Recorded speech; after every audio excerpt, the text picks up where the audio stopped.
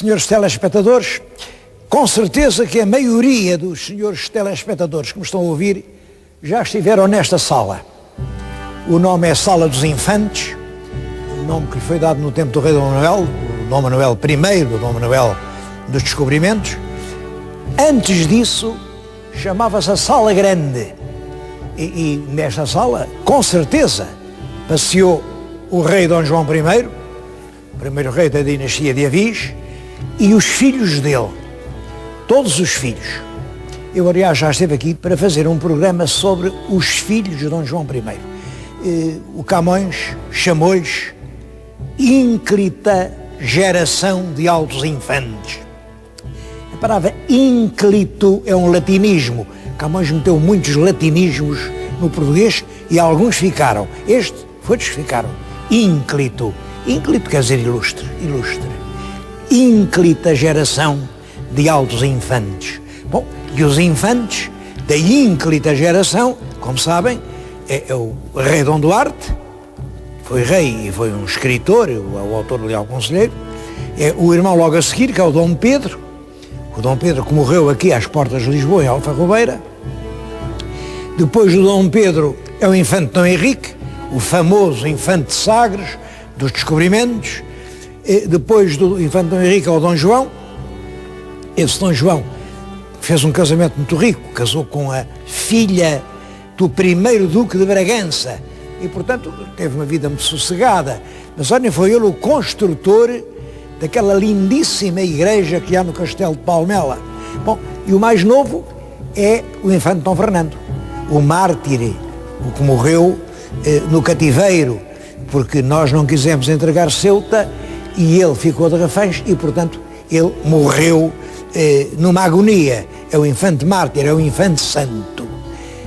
E pronto, quanto à ínclita geração, são estes os 5 infantes. Ora, devo dizer que o Dom João I não tinha 5 filhos, sem falar dos que morreram mais cedo. Ele tinha 6, só que uma era uma senhora, era a infanta Dona Isabel, e ninguém fala da infanta. Porquê? Só porque era senhora. Nessa altura, contava aos homens. Ínclita geração de altos infantes. Da infanta ninguém falou. E como ninguém falou, eu hoje vou falar. Porque a filha de Dom João I é um vulto de excepcional envergadura moral, mental e até no papel que teve na política da Europa. É uma figura esquecida por nós, portugueses, mas bem lembrada na Flandres, na França, porque é realmente uma grande figura da história da Europa. Vou falar nela.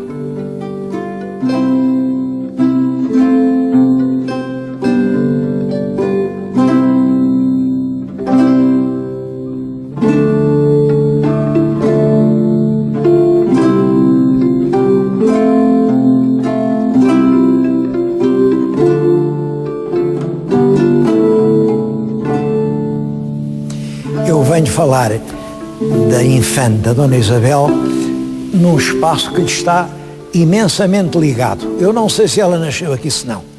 Eu estou-lhes a falar no Palácio da Vila, em Sintra.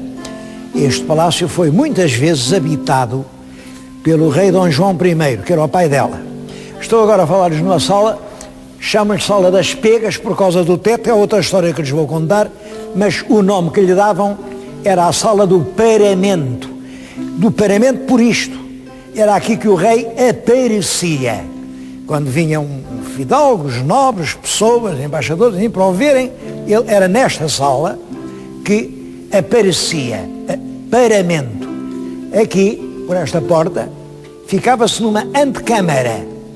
A antecâmara depois dava ainda para uma antecâmara e depois a câmara. A câmara era onde se dormia.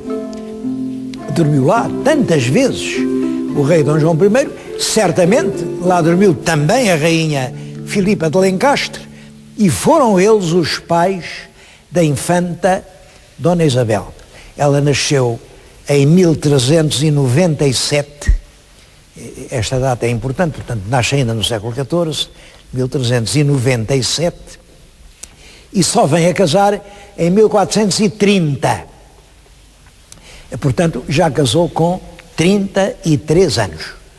E a maior parte do seu tempo ela passou junto do pai, isso não há dúvida nenhuma, até porque ela tinha um convento que protegia. É o convento da Penhalonga, aqui em Sintra. O convento não devia estar longe do palácio onde ela morava. Eu suponho que ela terá olhado muitas vezes para o teto, que está cheio de pegas, como veem, e terá perguntado, também perguntou à mãe, perguntou ao pai, o que é que querem dizer aquelas pegas? E eu não sei o que é que lhe responderam. Se soubesse, dizia aos senhores telespectadores, mas realmente não sei. Sei que hoje conta-se uma história, que não é verdadeira, mas é o que contam os guias turísticos. Parece que o rei estava aqui com uma dama do paço, e, enfim, estava numa atitude, não tinha mal nenhum, não tinha mal nenhum. Mas a rainha veio lá da câmara, chegou aqui a esta porta, olhou, mas o rei disse, não é nada do que tu julgas, não é nada do que tu julgas. Não foi por mal, foi por bem. Bom, é claro, toda esta gente do passo achou graça, olha, foi por bem. E então mandaram pintar o teto com aquelas gralhas todas a dizerem por bem. Isto é uma lenda, isto não é verdade. O que é verdade é que cada um daqueles pássaros tem uma rosa vermelha, que é a rosa de Lencastre. É uma homenagem à rainha que era Filipa de Lencastre. A família inglesa dos Lencastres tinha por emblema uma rosa vermelha. E o rei teve esta ideia gentil, quando a rainha, a caminho da sua câmara, passasse aqui, via a rosa vermelha da sua família contada constantemente no teto. Esta é a razão verdadeira. Não sei o que é que diziam à nossa infanta. Sei que ela nasceu em Portugal, andou muito por aqui e só casou com 33 anos. E casou com quem? Casou com o Duque da Borgonha, Conde da Flandres e Duque da Borgonha, Filipe o Bom. Eu também já não era muito novo, já tinha passado. Eu suponho que era um pouco mais velho do que ela. Eu tenho a ideia de que ele teria 39 anos. Mas também não se sabe ao certo em que ano ele nasceu. De qualquer maneira, era um homem na força da vida. A princesa foi daqui para Bruges e casaram em Bruges. Casaram numa casa que ainda hoje lá está, o Hotel de Ville, e foi a mais sensacional, a mais extraordinária festa de casamento que se tinha até então feito na Europa. Ele pôs em Bruges fontes, em vez de deitar água, deitavam vinho. Outros deitavam águas de rosas. Havia comida para toda a gente. Naquelas praças diante dos palácios havia mesas postas com carros assados. Foi a maior festa que se fez na Flandres. E é assim que a nossa infanta Dona Isabel, irmã dos príncipes da ínclita geração, vai para a Flandres e é Duquesa da Borgonha e Condessa da Flandres. Devo dizer que não era nada um papel simples.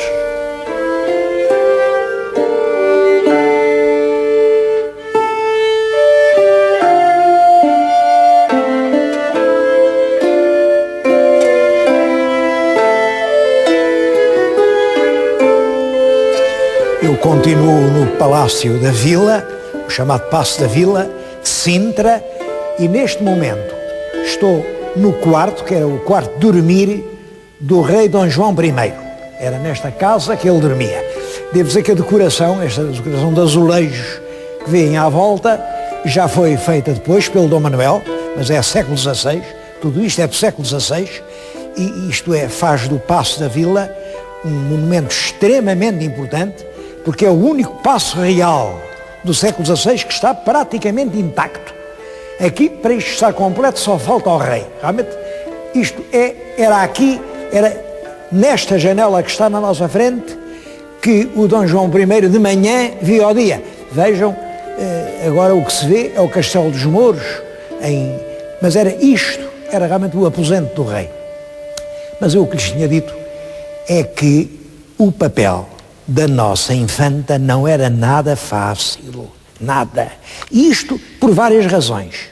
Primeira, o Duque da Borgonha estava em guerra aberta com o rei da França e não lhe faltavam razões para isso.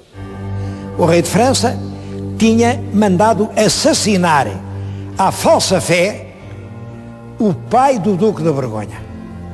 Convidou-o lá para um jantar e quando ele ia praticamente sozinho a atravessar a ponte para o sítio onde ia jantar, mandou meia dúzia de guerreiros caírem sobre ele e à machadada mataram o Duque da Borgonha. Portanto, o Filipe Bourbon, filho do assassinado, tinha essa conta a ajustar com o assassino do seu pai.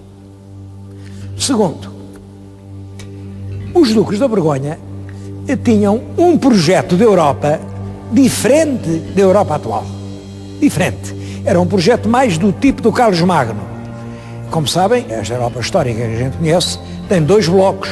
Um bloco germânico, a Alemanha e a Áustria, e um bloco francês, a França e depois para lá de cá a Espanha. Ora bem, o projeto dos Duques da Borgonha metia ao meio uma faixa intermédia que vinha desde o norte da Itália até aos Países Baixos, uma grande faixa que de certo modo mantinha o equilíbrio europeu.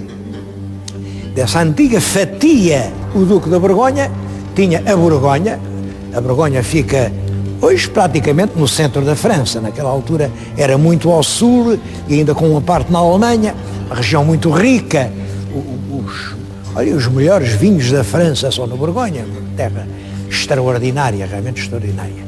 Bom, e tinha, além disso, todos os Países Baixos, a Bélgica, a Holanda, o Luxemburgo, o Orange, tudo aquilo, toda aquela faixa para o Mar do Norte, tudo aquilo era dele. Portanto, ele era incomparavelmente mais rico que o rei da França, mas sem comparação. Davam-lhe até o nome do Grão-Duque do Ocidente. E era o mais poderoso dos príncipes que governavam a Europa. Isso era. Simplesmente. Isto de príncipes não basta ser rico. O mais importante é a cabecinha. E ele, o Filipe o Bom, não era homem para fazer coisa nenhuma.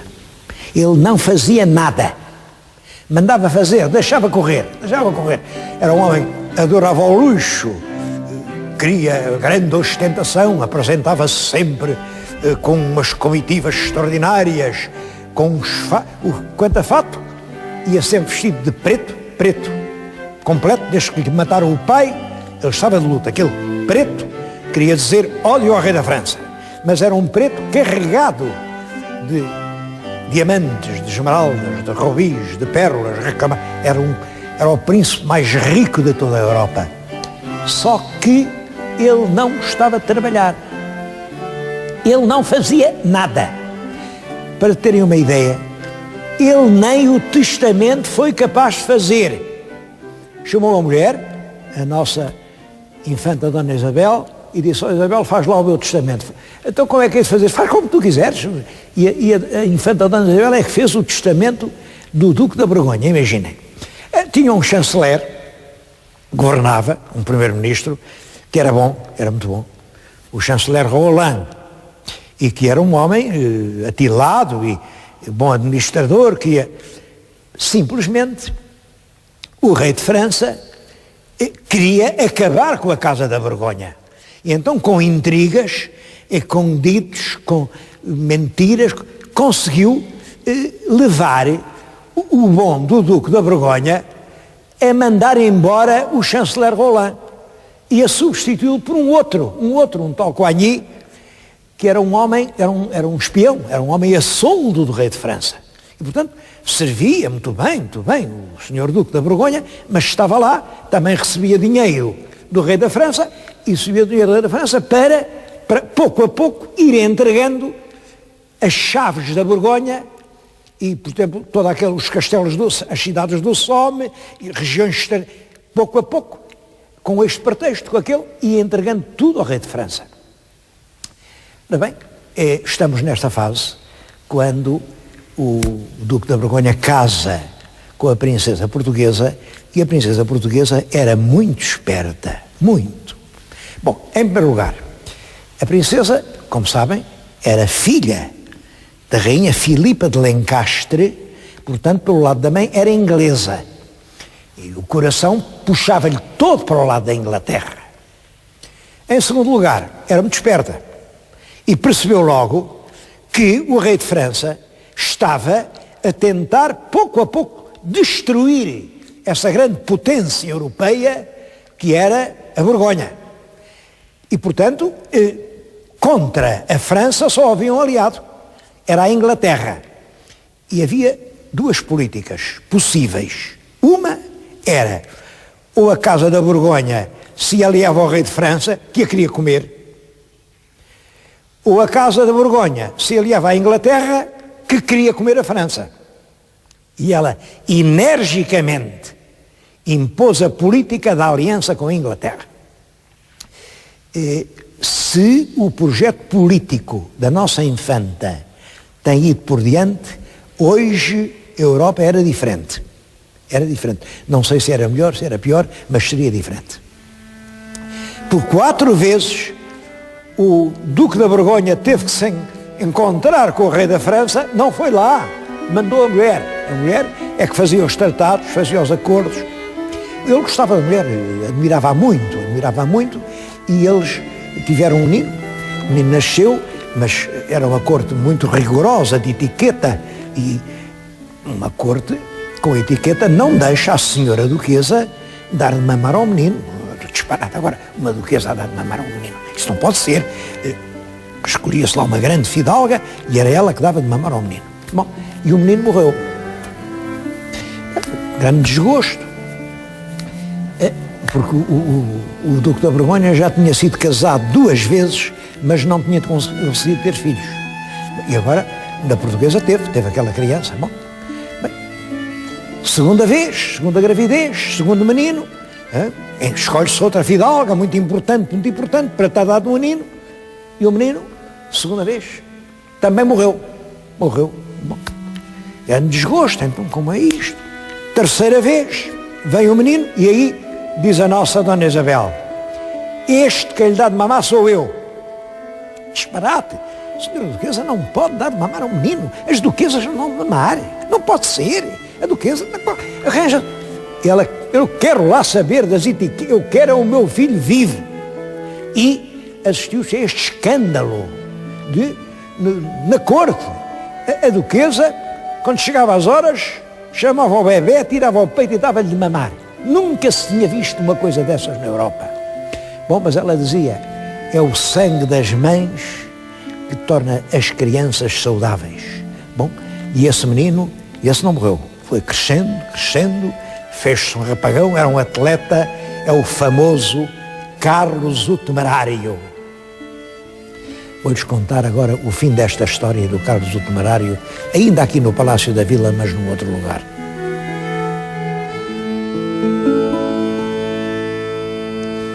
Esse outro cenário é a Capela Real do Palácio. Bom, é um lugar que é emocionante. Quem o fundou foi o rei Dom Dinis. O rei Dom Dinis e, naturalmente, a mulher, a rainha Santa Isabel. Foi a Santa Isabel quem dedicou a capela ao Espírito Santo.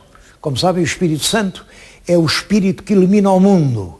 E o símbolo do Espírito Santo é a pomba. Estava ali ainda restos da pintura que ela tinha mandado fazer, a pomba do Espírito Santo, e no século passado o arquiteto Raul Lino mandou repetir exatamente como era ali, a pomba por toda a capela. Depois o Dom Afonso V, o africano, aumentou um pouco a capela, o altar-mor é de Dom Afonso V.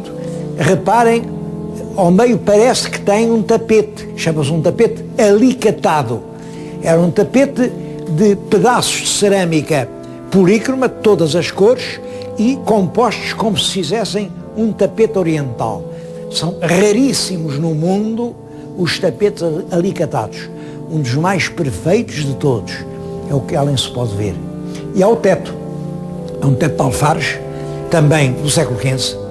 Uma arte que os mouros, ou descendentes de mouros, ou não sabemos se ainda artífices mouros, fizeram este teto em madeira de carvalho, um teto mudéjar.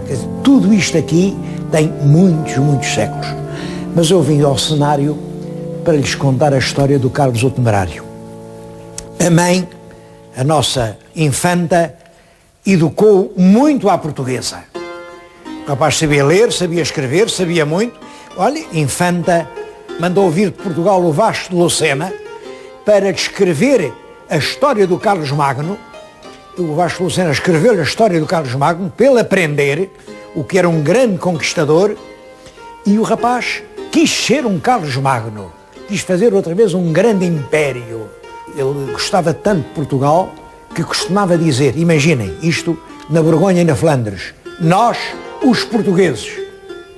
É claro que os franceses ficavam furiosos. A verdade é que, enquanto o rapaz crescia, a infanta portuguesa não se desinteressa de nada do que acontece em Portugal. É muito importante, tudo quando... Olhem, quando morre o rei Dom Duarte, que era irmão dela, ela mandou pôr de luto as cidades da Flandres. Havia programadas umas festas, ela diz, não há festas enquanto morreu o rei de Portugal. Depois, o outro irmão, o Dom Pedro, mataram-no em Alfarrebeira. Mataram-no, não lhe quiseram dar enterro. Não, ele tinha um túmulo na batalha, na capela do fundador, lá está aquele lindo túmulo que era para ele, mas o rei, por desprezo, não o quis meter lá. Ela mandou aqui um embaixador, o Dion de Vergy, a dizer, vocês têm de cumprir a vontade del rei meu pai. Foi o meu pai quem mandou fazer aquele túmulo na batalha, eu quero que levem para lá o cadáver do meu irmão. Se o não levarem, entreguem ao meu embaixador, porque eu aqui, na terra onde mando, sou capaz de lhe fazer o túmulo de que ele é merecedor. Bom, perante esta imposição, lá levaram os restos mortais para a batalha e é lá que estão os restos do infante Dom Pedro. Mesmo quanto ao Dom Fernando, que morreu prisioneiro, porque não deram Ceuta por ele, ela, já em 1470, mandou fazer uma capela especial em Santo António da Sé, o que lá está hoje é completamente diferente. Mas havia ali uma capelinha do Santo António e ela mandou fazer uma capela dedicada inteiramente ao seu irmão, o Infante Santo. É a minha convicção pessoal de que foi nessa altura que se fizeram os famosos painéis do Infante Santo. Tudo aquilo rescende à arte da Borgonha e rescende à ternura fraternal da nossa infanta Dona Isabel. Até o irmão mais velho, que morreu pequenino, tinha 10 anos, mas ela já o conheceu, pois ela mandou da Flandres um túmulo de ferro forjado, muito bonito, que está na Sé de Braga e que hoje pouca gente vê, mas cada irmão, cada monumento. Acaba por se retirar da política quando vê que a linha que ela impõe da aliança com a Inglaterra não é seguida, retira-se e o filho, o Carlos o Temerário, tenta reconstruir o Império do Carlos Magno. Para isso é preciso ligar a Borgonha, cá em baixo, com os países que dão para o Mar do Norte, fazer todo aquele império, e ataca realmente a Lorena. É nessa guerra que ele perde a vida. Perde a vida porque, entretanto, enfim, os serviços do rei de França tinham muita traição, muita cilada, muito passo em falso, e ele, numa batalha em Nancy, no cerco de Nancy, foi traído pelos seus próprios soldados, foi morto, o corpo ficou ao abandono e os lobos comeram-no de noite, e quando amanheceu era um triste farrapo, aquele que queria ser o segundo Carlos Magno. Também a nossa infanta não teve uma grande sorte. O filho, que a adorava, mandou levá-la dos Países Baixos, onde morreu, para a Borgonha, para Dijon, onde lhe fez um grande túmulo, um para ela, outro para o pai, um sítio, eu estive lá, aquilo hoje é um hospital de alienados, mas quando veio a Revolução Francesa, quando há revoluções, as pessoas perdem completamente o sentido dos valores, partiram os túmulos e os cadáveres, os ossos, deram-nos aos garotos, venderam um franco, quem é que quer um braço do Duque? Bom, e acabaram os despojos mortais assim, nesse leilão de troça e de escárnio. Hoje ninguém sabe o que é feito das cinzas da princesa portuguesa. Nós próprios, os portugueses, quase a esquecemos. E eu acho que estou a cometer um verdadeiro ato de justiça aqui, na Capela do Espírito Santo, fundada pela Rainha Santa Isabel, recordando esse grande exemplo de vulto feminino que lhe herdou o nome Isabel e que nós, portugueses, hoje quase já mal lembramos.